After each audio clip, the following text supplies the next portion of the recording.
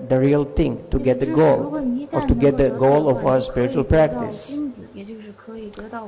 So our sadhana is supposed to bring certain result, otherwise it's meaningless. I mean, we are following so many rules, and sometimes it might be quite hard work. You're getting up very early in the morning, you're taking bath, you're going for Mangarati, you're chanting your rounds. So many rules and regulations are there. And year after year we are doing this, and after so much hard work, we don't get the intended result. Then what was the use? It was just hard labor. So we need to know what that result is. We need to know what the goal is. Otherwise, we are just going through some motions, through some mechanical activities, and that serve no purpose. And somehow it becomes quite common that we forget the goal and we just follow because we are used on it. When we joined, they taught us temple. Bhakta program leader, he taught us, oh, you should do like this, you should do like this, and we are just doing it after so many years without even thinking why we are doing it, what is the purpose behind this. So in other words, we need to know not only the sadhana, but the sadhya, goal of our sadhana bhakti. So what is that goal? In Chaitanya Charitamrita Madhya Lila, chapter 19, shloka 177, where Lord Chaitanya is teaching Srila Rupa Goswami. He says, sadhana bhakti hoite hoi ratira udoy, ratchi gada hoile thar prema nama koi. By regularly rendering devotional service, one gradually becomes attached to the Supreme Personality of Godhead. When that attachment is intensified, it becomes love of Godhead. So sadhana bhakti, by this process of sadhana bhakti, a rati or bhava arises. A ratira udoy. And then when this rati becomes thick, when intensifies, when it thickens, then it's called prema or love of God. And this is our goal. The goal of sadhana bhakti is bhava bhakti or rati. And goal of bhava is prema bhakti. And further in Bhakti Rasamrita Sindhu, Srila Rupa Goswami, he elaborates more on the process of sadhana bhakti. He says, Kriti sadhya bhavet sadhya bhava sasada nadibida nitya siddhasya bhavasya prakatyam haridi sadhyata. So he defines the sadhana bhakti. He says action of the senses which produce the stage of bhava is called sadhana bhakti. So we are engaging our present senses, and then this engagement is producing stage of bhava or rati.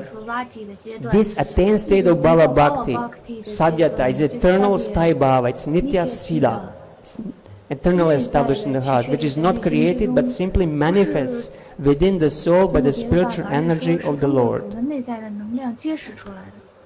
So we established that the goal of our sadhana is attainment of bhava. And that bhava has some symptoms, some lakshana. So what are some of the symptoms of rati? It's tenderness or softness of the heart. Bhava has that property that it softens the heart. Usually the heart of materialists is very hard due to indulgence in sense gratification. But when by engaging in the process of bhakti, he attains the stage of bhava, his heart melts, becomes very tender and very soft. But if one engages in other processes like jnana and vairagya, the heart doesn't become soft. Quite opposite, it becomes very harsh, because the nature of these processes of jnana and vairagya, that they are very harsh and austere, and they make the heart very hard. So only bhakti softens the heart. So further, Rupa Goswami says in Bhakti Rasamrita Sindhu, when the tenderness of the heart is manifested, we should understand that there is a rati or attachment. But of course, if you sometimes notice somebody has a soft heart, doesn't mean necessarily that he attained bhava. It could be just external symptom. So it has to be judged properly. Those who are interested in being liberated from material bondage will not manifest this tenderness. If the softness of the heart, the symptom of rati, becomes clearly visible in persons desiring liberation, like in Gyanis or other unqualified people, then this is not real rati. So in conclusion, our practice, our sadhana, is supposed to bring us to the stage of bhava, which will soften our heart, make it tender and open for love or prema to enter into it. So the love of God is the most elevated emotion, spiritual emotion. And of course we have material emotions and spiritual emotions as well. So material emotions, they're pertaining to material body and mind, while the spiritual pertaining to the soul and the Lord. And there are different gradations of these material emotions, for example. There are very gross material emotions, like that come from a gross sense indulgence. Kama, Krodha, Lobha, Moda, Maha, and Matsarya. And all these emotions are very degrading and destructive. They make the heart very hard. They contract the heart. And they are destructive on levels. Even on a physical level, if you're very angry, some hormones are secreted and your blood pressure and heart rate increases. It's a harmful even on a physical level. But to speak about on a more subtle and a spiritual level, how harmful these material emotions are. So this is one of the most damaging effects of gross sense indulgence, that they harden the heart. And usually those who are very much attached to sense gratification, they are ready to do anything. They are ready to kill, hardcore criminals. They will kill for 100 rupees or whatever. Their heart is so hardened that they have no compassion or empathy with anybody. And then we have other material emotions that are more subtle, that are arising more from the mode of goodness, they're more uplifting, like gratitude, generosity, compassion, humility, mother's love. Sometimes you said that the mother's heart is very soft and tender and she easily cries. But these are still material emotions, but just comparatively, they are better than the gross material emotions. So our sadhana, engagement in sadhana bhakti, is supposed to purify the heart from both gross material emotions and subtle material emotions, and render it soft and tender, so that bhava and prema can enter into it, that they can manifest in it. So love of God, this is the most exalted emotion, and one who has it, he forgets everything else. He becomes completely disinterested and detached from everything else. So only in bhakti we see such high levels of renunciation, as, for example, Raghunath Das Goswami, our Prayojanacharya, manifested that he didn't care what he ate, where he slept, how much he slept. He didn't care. He genuinely didn't have any care for the material body. He was firmly established on a spiritual platform because the love of God was always present in his heart. So rati and prema, they expand the consciousness to the previously unknown limits. So what happens if we are doing our sadhana for many years, and then somehow our heart doesn't soften, our consciousness doesn't become purified? We are still very angry at times, very harsh, very frustrated, although we are following all rules and regulations very strictly. But as soon as there is a slight provocation, we react very angrily. This is a clear sign that the heart is still very hard. And that is also a sign that we are doing something wrong, that we are not applying the process properly, because heart doesn't soften. So what could be the reason? Of course, offenses always come first in the mind.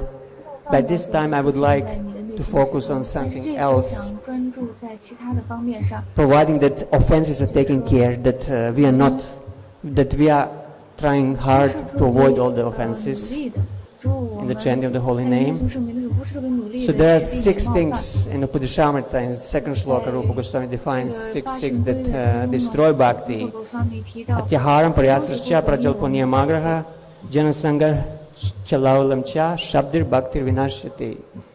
So these 6 things destroy bhakti. And one particular thing that I would like to focus now here, not all of 6, is this niyama agraha.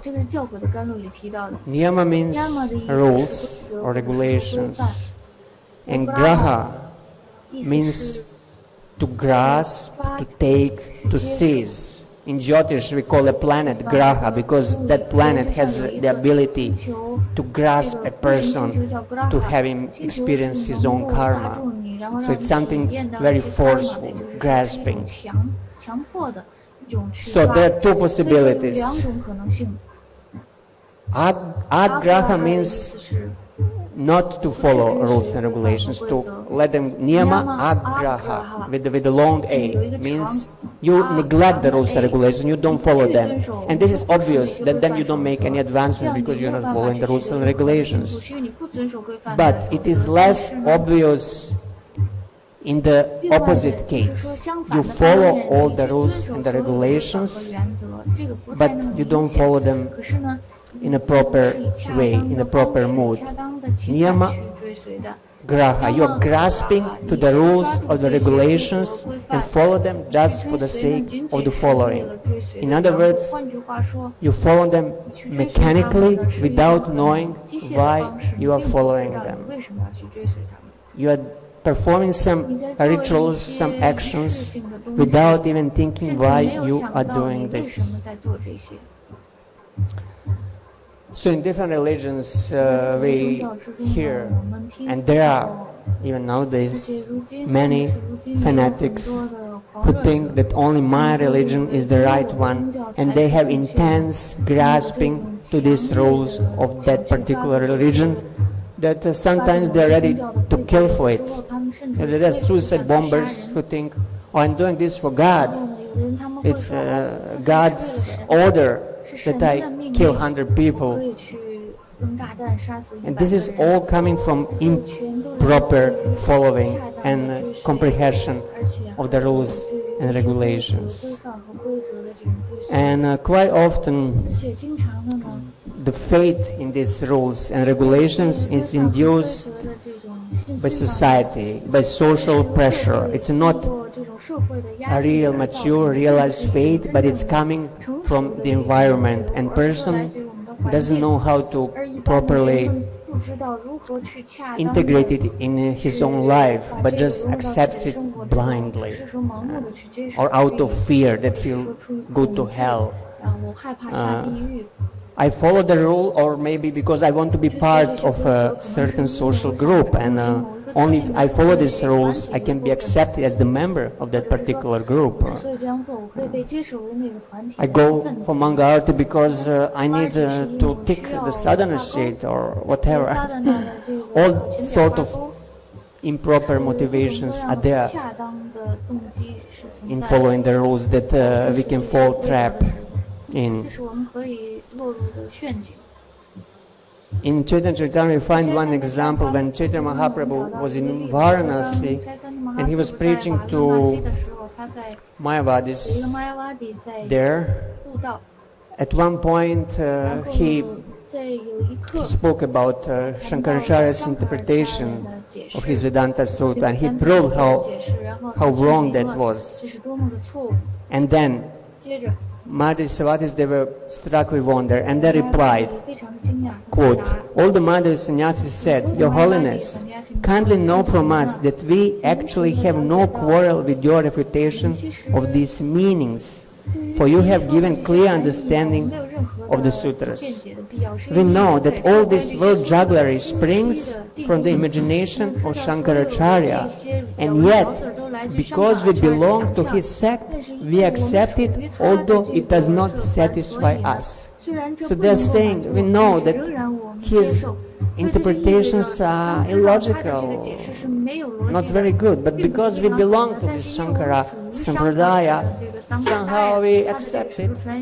So basically they are blindly accepting it, just because of the belonging to the particular group. Also sometimes this faith comes from putting all our, this blind faith, from putting all our trust in one charismatic person that we think knows the truth, Messiah or incarnation. In the 1960s and 70s, in Srila Prabhupada's time in America, there was one cult leader called Jim Jones, who promised his leaders some utopia in jungles of South America. The whole community, he had a big following because he was a very charismatic preacher. So at one point, all community, they moved to the jungles of South America, and he proclaimed himself as a Messiah. And ultimately, he led his followers into mass suicide. 900 people took poison, cyanide, voluntarily drank it, and died. So this is called blind following. So if one man has the ability to brainwash 900 people in committing suicide, then you can imagine somebody who has much more facility, much more money than him, who has all education system, all media, how many more people he can brainwash. So we need some power of discrimination, which is nowadays in Kali Yuga rarely found. Most people are just gullible and prone to be misled, easily deceived and tricked, and persuaded to believe into something that is just not true. And in this way they are exploited by the persons with the low characters that abandon in Kali Yuga. Srila Bhaktisiddhanta Saraswati Thakur in his Upakhyan Upadesh, he gives one instructive story illustrating this point.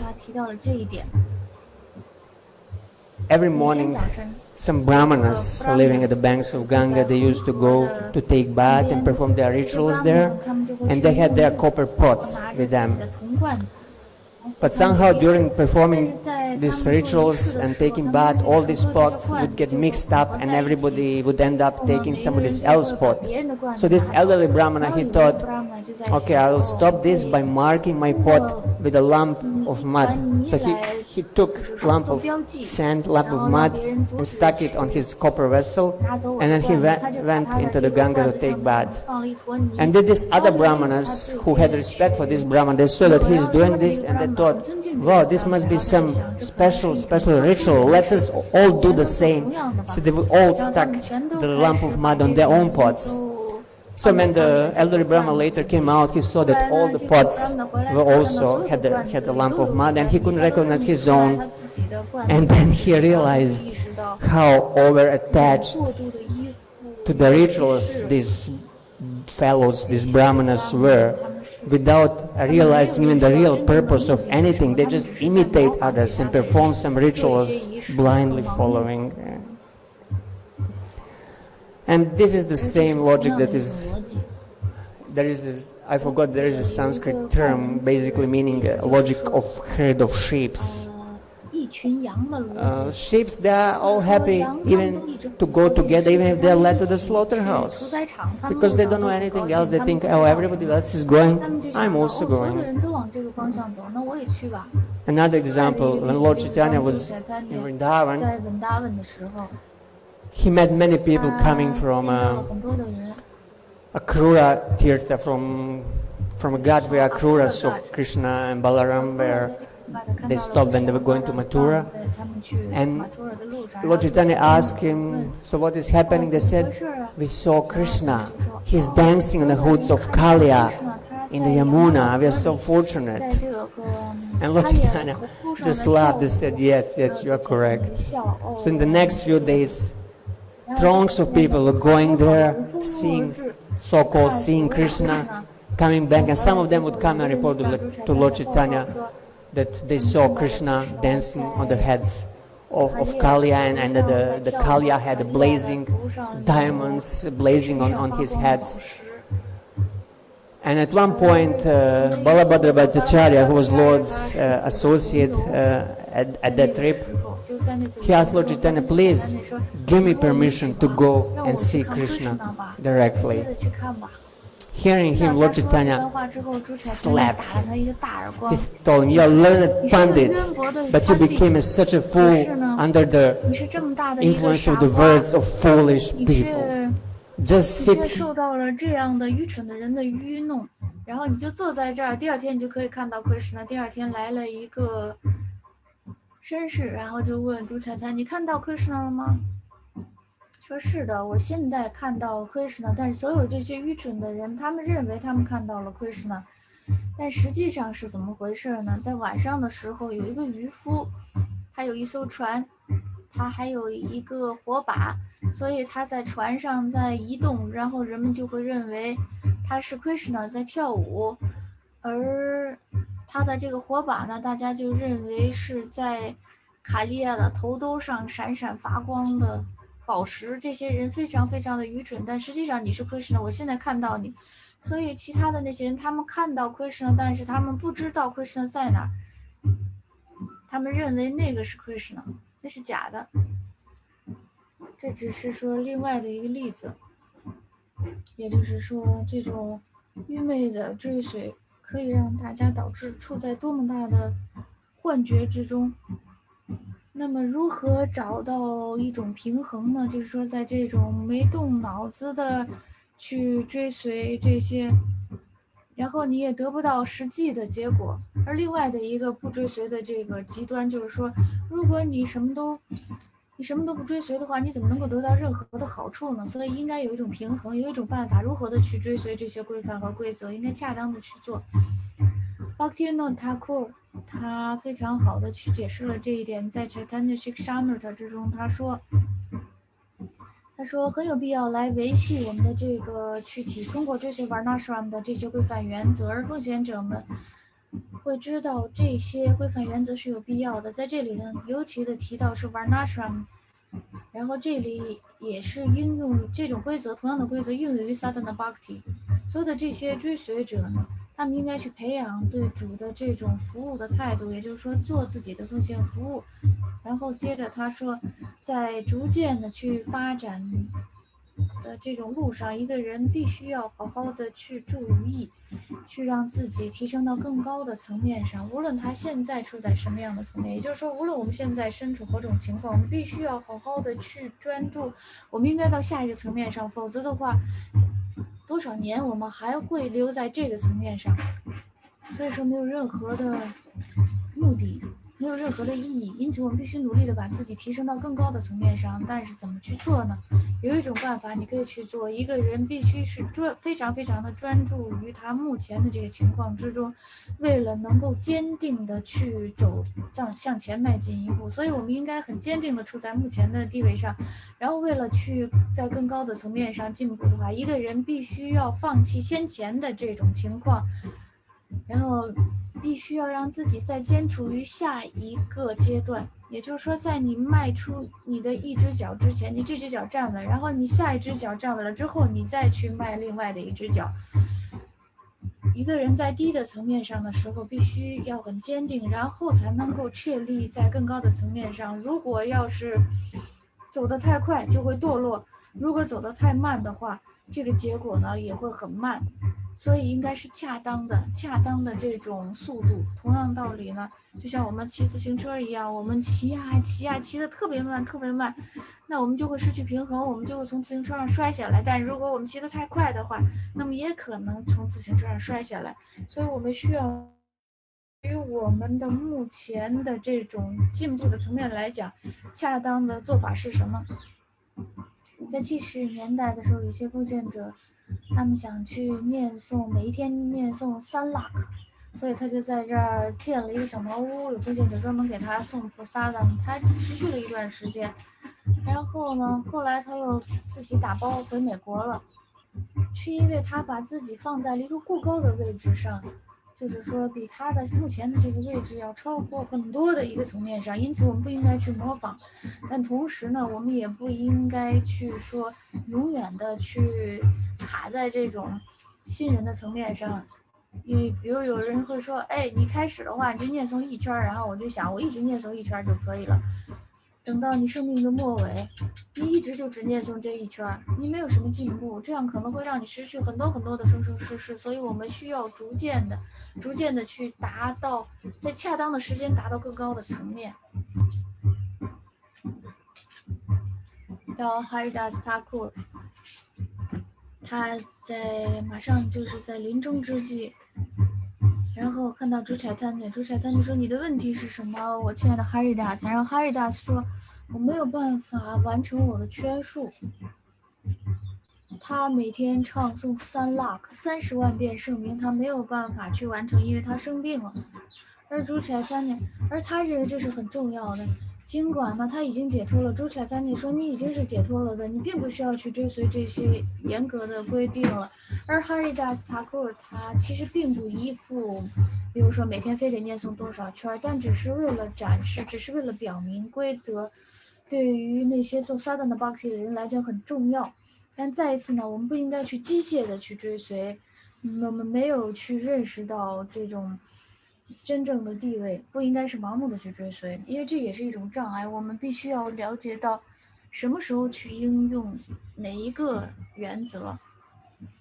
另外的一个例子就是说，葛温的他应该去进入甘比了，然后给朱彩丹尼按摩，因为朱彩丹尼睡着了，他没有办法进去，因为朱彩丹尼他躺在门口。然后呢，他就把他的衣服盖在朱彩丹尼的身上，然后从朱彩丹尼身上越过去了。所以为了服务主呢，他打破了这个规则。然后等到他应该出去的时候，他没有出去，他没有打破这个规则。朱彩丹尼说：“你为什么待在这儿？”就他主一直在那躺着，醒了之后呢，他没说，但是呢，在他的心里就在想，为了你的服务的缘故，我可以打破任何的规则。可是呢，我不能够为了我自己的缘故去打破规则，所以他有这种恰当的分辨力，也就是说哪一种规则应该去得到追随。所以Srila Bhaktivinoda Thakur他进一步的去解释，在Chaitanya Charitamrita之中说，为了能够在生活之中取得进步，那么有的时候人们会认为在道德上取得一种进步，但是应该一步一步的生物体可以去达到这种 prema。如果它要是太快，如果它就是一步迈的太多，它就会再次跌到这种低等的层面上。如果它太快的话呢，那么变得非常的懒惰，它也没有办法好好的去取得进步。所以呢，应该恰当的去前进，也按照一种恰当的速度，一个人应该逐渐的去很坚定的在一种层面上再进入到另外的一种层面，当他能够达到，这样他才可以达到下一个阶段。有很多的奉献者处在 Vadi Bhakti 的层面上，可能不会去做出努力去上升到 Bhava Bhakti，而他们还在悲叹，还没有达到 Bhava 的层面，他们可能会说，我的生命是没有用处的，我还没有达到 Bhava，但是你没有做出任何努力啊，所以你的悲伤有什么用处呢？很多的人他们非常的依附于 Varnashram 的规则，然后呢，他们对于 Bhava 和 Prema 并不在意，这是一种障碍。这对于他们自己的进步来讲是一种障碍，但是对于那些非常进步、非常幸运的人来讲，他们可以得到朱彩丹尼的教导，他们可以很快的在短短的一生之中就可以从 Varnashram 一直精进到 Prema 的阶段。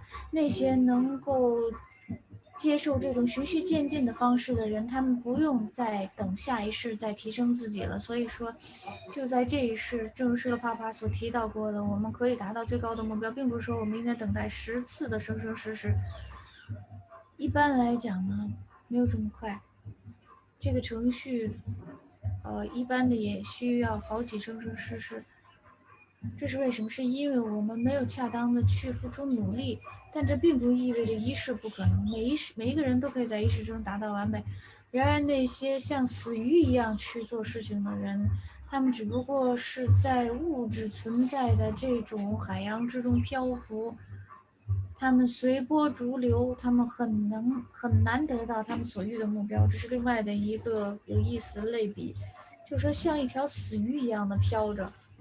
一般来讲，就是说有什么就是什么吧，你不会去做，你自己不会做任何的努力，你就飘着随波逐流，你就觉得回归手神了。但不是这样的，你必须要活着，你要去游泳，然后你才可以达到目标。我想呢，我想很快的去结束。我来总结一下，就是说我们今天讲课想说什么呢？首先呢，我们应该知道我们的修习的这个目标是什么，我们应该知道我们的萨迪亚是什么，也就是说我们为什么要做萨达呢？然后其次呢，我们不应该去盲目的去依附这些规范和规则，然后我们去追随他们的时候，应该是有恰当的理解，这个对于我们的进步也是有关的，而且呢。我们不应该去盲目的去追随，我们不应该像死鱼一样只是飘在河里，飘在海里。我们应该让自己坚定的去确立在一个层面上，然后再向下一个层面迈进，然后在下一个层面上稳定了之后，我们呢再去向下一个层面迈进。如果我们只是去追随Acharya们给我们的这些规则，那么我们可以保证，在这一世我们便可以达到 Prema。生命的最高的目标。好，我就讲到这儿，非常感谢大家。如果有什么问题可以问。是的，Prabhu。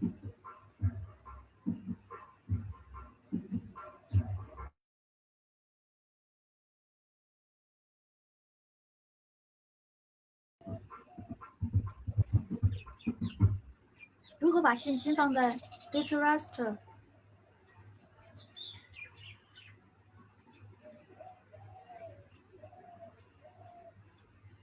没有拿话筒，所以我这里听不见他的问题。我们从答案开始。我真的不确信他对 Dhritarashtra 有信心，但是他尊敬他的自己的伯父，而在这个伟大的这个文化之中、传统之中，你是应该尊敬你的长辈的。他并不想去，就是说，去非得推自己去怎么样，是因为Krishna 的缘故，他才会这样的行使。我不知道，其实我不知道你的问题到底是什么，但是我就是想到这些。是的，Prabhu，请拿着麦克风，要不然大家都听不见。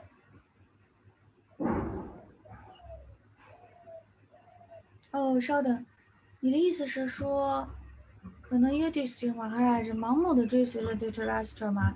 所以在这种情况之下，他就是对 Dhritarashtra 有信心。不，他并没有对 Dhritarashtra 有信心，他只不过是尊敬他，尊敬他为自己的伯父。尽管呢，他并不真正的就是说这种 Dhritarashtra 很公平的对待了他。对不起，Prabhu。Hare Krishna，非常感谢 Prabhu 你的解释，这个世界的解释。你谈到这个 Nyamagraha， 你给出了一个例子，就比如说 Govinda 的例子。那么我的理解是说，为什么追随这个原则呢？我们应该首先考虑到，对于奉献服务那个时候什么有利。所以我的理解正确吗？是的，是的，正确。Anago， 也就是说，在那个时候对于奉献服务是有利的，这个是最高级的原则。是的。有的时候我们为我们的这个灵性进步，就是做一些规则，定一些规则。比如说，如果我要是没念完我的圈数，我就戒食。那我们应该就是在多大程度上去制定一些硬性规则呢？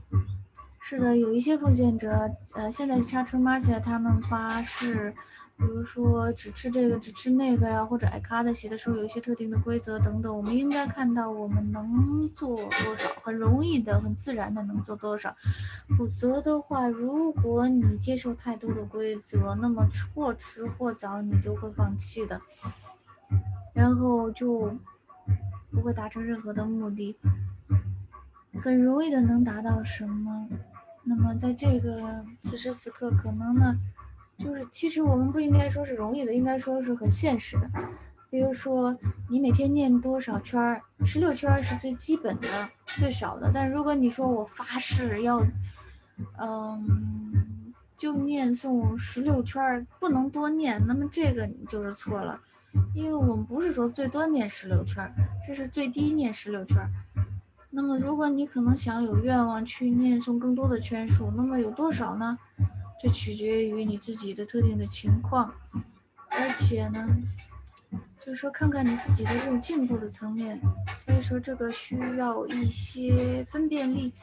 如果你没有的话，可能我们可以去接近其他的人来帮助我们的灵性生活，他们可以给我们一些概念，这个是不是恰当？可以吗？谢谢。马德吉。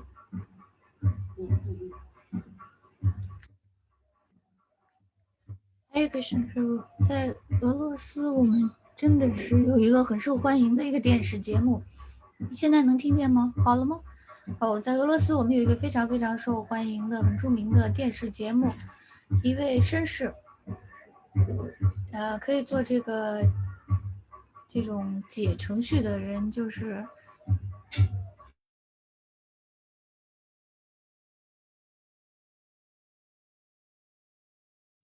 他读了这跟那圈他们的章节，你说就在尖叫，他在尖叫主的名字，然后呢，就是说他在那个章里提到了主的骨头都碎了，所以呢，他就表明说这些人不知道自己要的是什么。他说这是你们的目标吗？他说你们清楚吗？你们真的清楚你们想要的是什么吗？然后他用这个逻辑，就是说你今天的这个，就是说，应该了解你的目的和意义。来反对我们，那么你怎么告诉我们的奉献者们，这个 Prima 的这个征兆是这样的，我们怎么去跟奉献者去解释呢？这种 Prima 的这个征兆，外在的看起来好像是一种疯狂，就像是一种病一样，你是得了精神分裂症还是什么之类的，但是这是一种物质的视觉，完全物质的一种视觉。我们不是物质主义者，这就是粗糙的物质主义者们，他们并不相信灵魂和神，他们看不到真正的东西，他们看到一些外在的东西，然后就把这个就是认为是想当然的。这个也是一种，其实也有一些撒哈姐们去模仿这些征兆。那么再一次呢，在这些征兆的背后，是一种模仿，因为没有任何实质的东西。更重要的是什么？更重要的是一种知觉的状态，不是一种外在的展示，外在的这种征兆的展示。而这种知觉的状态呢，可以就是说是很难去理解的。对于物质主义者来讲，他们没有办法去理解，他们无法理解奉献者的活动，完全的令他们困惑。而Krishna是故意的覆盖了他们的智性，而奉献者们他们有信心，他们自己体验过一些灵性的感受，他们可以去证实，这不是一些宗教的感情用事，这是真正的宗教的体验。那么这是在这种外在的展示的背后是有一些灵性的实质的，有一些其他的这种宗教的，就是也是真正宗的宗教。因为有一本书，有一个学者写的，就是说他谈到了一些宗教体验，不同的宗教的追随者的这种宗教体验，他发现呢，在这种现象的背后，的确是有一些实质的存在。这种外在的这种观察者没有办法去觉察到，他们必须要成为那种参与这种体验的人他们才能够感受到。换句话说呢，你必须是一个修习者，为了才能够去体验到这些宗教的这种体验。而你必须要建立在你自己的体验上，你才能发展出成熟的信心。否则的话，如果你的信心是过于依附一些就是别人的体验，或者是说别人的这种布道，那么这只是一种理论上的信心。你相信那个人他见过了真理，你去追随，这是一种盲目的追随。你去追随的话，但实际上你自己并没有体验，你没有办法去证实，那会怎么样？你有一种信心，但是呢，你会做一些活动，这个并不，就是说，如果你看到有一个人他没有做出榜样性的举动，你就会失去你全部的信心。所以我们的修行呢，必须要给我们带来一些体验，一些实质性的给我们自己的体验，这样我们自己可以去进行证实。我们必须要证实，我们自己亲自去证实 Krishna 是不是存在，这个程序是不是起作用。只有那个时候，我们的信心才会是真正的成熟的信心。当然了，莎斯特说的，你必须要对莎斯对经典应该有信心，但是这种成熟的信心必须是应该是由你自己的个人的体验所支持的，通过你的修习。这是为什么这些世俗的学者们，或者是说梵文的专家们，他们有很多的人，他们了解经典，比我们还更熟悉，但是他们并不去修习，所以呢，他们无法去体验、去观察到这种精粹，他们只是在外面看而已，就像是从外面舔蜂蜜的瓶子一样。他们尝不到，是因为他们没有去修习，所以他们的这种判断呢，是通过运用他们的物质的智性和逻辑，所以说并不是一种恰当的方式去获得信心，去体验任何的东西。我们需要去修习，我们需要去练习，才能够得到体验。而只有当我们得到体验的时候呢，我们的信心才会得到增强，才会变得成熟。是的，Prabhu，哈利克申，Prabhu，非常感谢你的精彩的讲课。你提到很大的篇幅，就是说这种灵性的感情，还有物质的感情。我有问题，也有一个评论，就是说你提到我们有这种粗糙的这种情感，还有精微的这种情感。我想提一提这种精微的物质的情感，我们想更多的去理解一下。我的评论就是说，经常呢我们会没有去好好的去检查一下我们的这种情感到底是在灵性的层面上，还是在物质的层面上。因为灵性的情感呢是处在对 Krishna 的服务之中，所以我们应该总是去检查一下，在我们的情感之中是不是 Krishna 临在。当然了，在这种层面上，我们非常应该是我们在奉献服务上应该非常的去精进的。那么我们可以去按照 Guru Sadhu Sastra 的这个标准去检查施罗帕帕，他详尽的就是说给我们讲过这方面的主题。所以很简单，我们只需要去查一查这个 database，就是一个文件夹。那么经常呢，我们就是说，我们可能会处在善良属性之中，结果我们还会去跟人家辩论，啊，我的情感是对的，但是我们没有去好好的去按照经典啊、Acharya 的意见，去好好的去检查自己。这是我想做的评论，是的，正确的。我们总应该跟 Guru Sadhu Sastra 去检验，否则的话，只是按照我们自己。